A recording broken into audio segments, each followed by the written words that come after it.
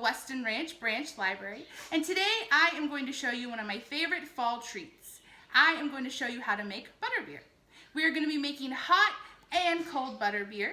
So let's go ahead and grab our witches' hats, let's grab our wands, and let's get started. The first thing we're going to make is the foam to go on top of our butterbeer.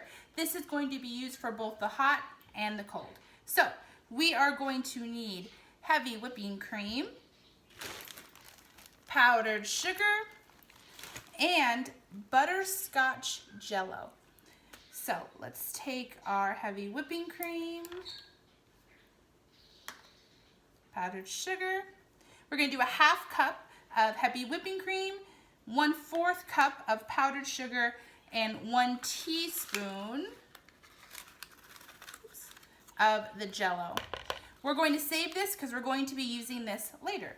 So now you're going to take a whisk. If you have either a whisk to do by hand or a machine, you're going to do it until you get soft peaks, until it looks like whipped cream. Now, I'm gonna go ahead and cheat a little and maybe use a little magic. And there we have it, our foam ready for the butterbeer. So let's set this aside and go ahead and make the hot butterbeer. So I have my saucepan ready here, and the first thing we're going to add is 6 cups of milk.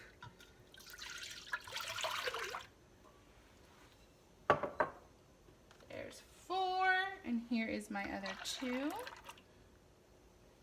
We are then going to add 6 tablespoons of butterscotch flavor, the same thing you would put on ice cream. I already have it measured out, so we'll put it in here.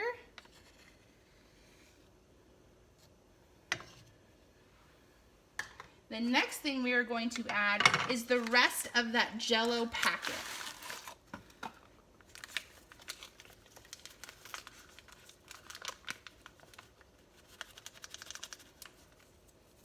Right, and the last thing is, if you wanted your butterbeer to have more of that color, you could add some yellow food dye to give it more of a yellow color. So we'll go ahead and add just a couple drops of that.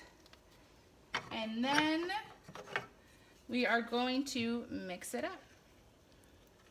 So our goal here is to just kind of mix it together. We're not looking to boil or anything like that. We just want the buttercream to mix into the milk and the jello to cook in there as well.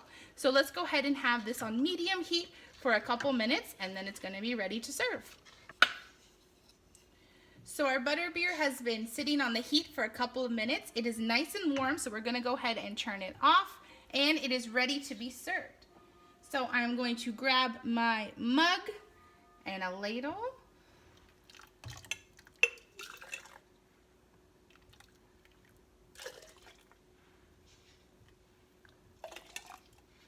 Nice big mug of warm butterbeer. You might want to let it sit for a minute or so just to cool down.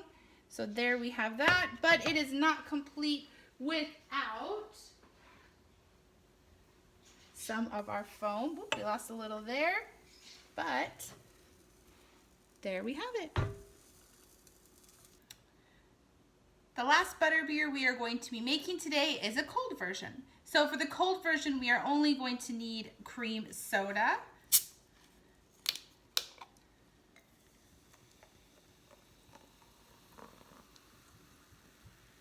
and butterscotch flavoring. How much butterscotch you put in your soda just depends on how sweet you would like it. I'm gonna go ahead and add about a spoonful. Sometimes I put it in there and find I need more, so it's better to start with less. So we'll mix that in, put a little bit more of the cream soda.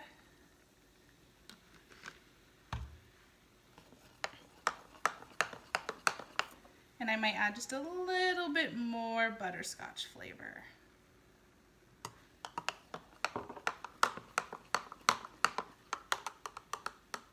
Once that is mixed together, we're going to take our cream and put it right on top.